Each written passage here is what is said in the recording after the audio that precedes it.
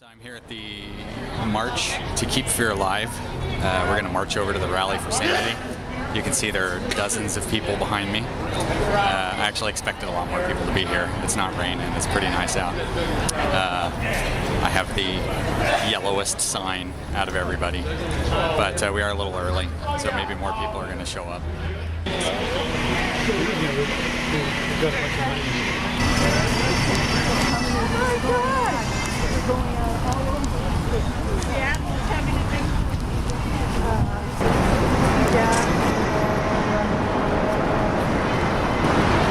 I'm down here at the waterfront with the Rally to Restore Sanity. There are maybe tens of dozens of people down here, lots of signs. We're all kind of waiting for things to get started.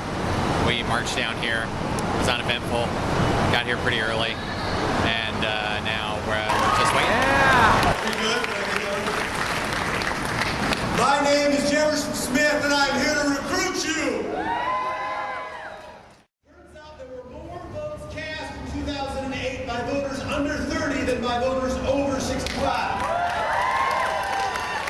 You are the biggest, most diverse, most open-minded generation in American history, and the future of this country is riding on you. And thank you for coming to a rally about nothing.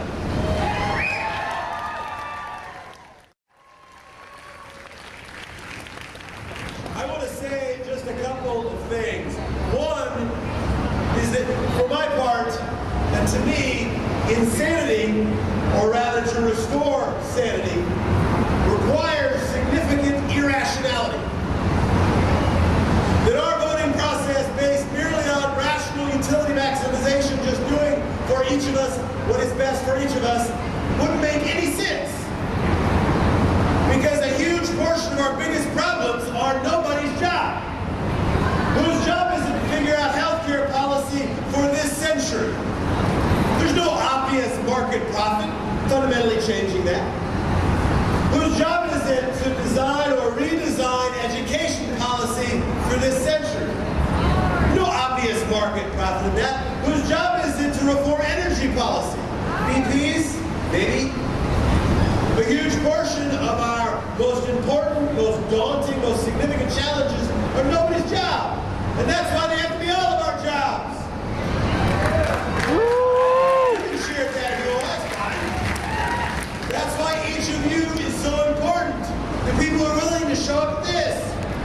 You are the coalition of the benevolently irrational. The good people doing good things for no good reason. And without you, democracy is not possible. What does democracy take? I think it takes persistence and calculated insanity to restore sanity.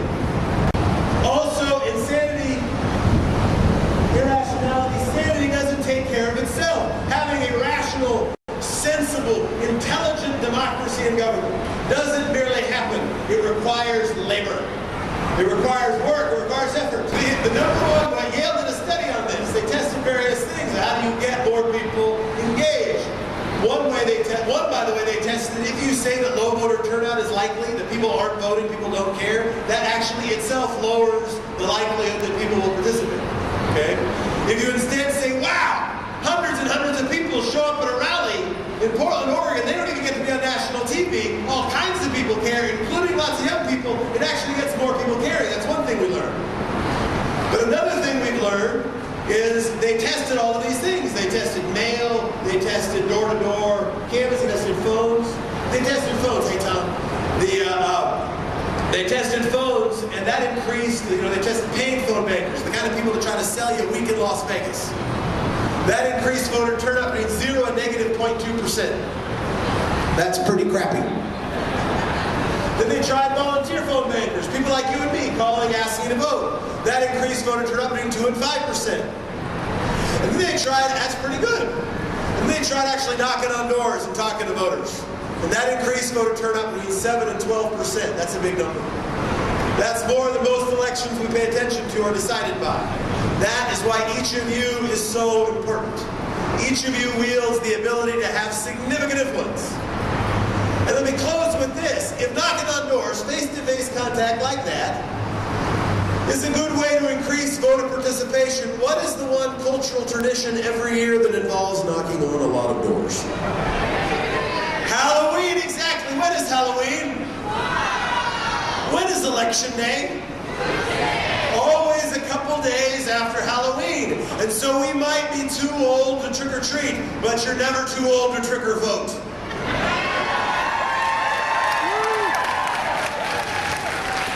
So what I want to ask is tomorrow, there's some young people in the crowd right here that are signing people up, inviting people. If you want to go, put on a costume tomorrow, do a nonpartisan, hey, come out, remember to vote. We'd love to have you. They would love to have you. It'll be a lot of fun. You don't have to dress up as Lewis or Clark.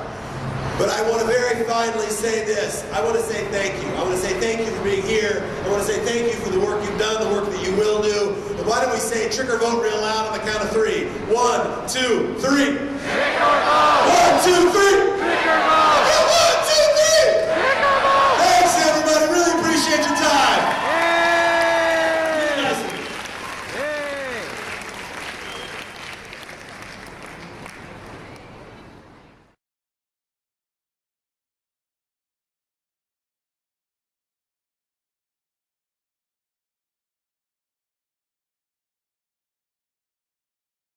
Anybody who's sort of in the back? You say your mom? Oh, your mouth. It's like your ball. Screw you, man. Democracy sucks. Yes, my mom! That's the answer.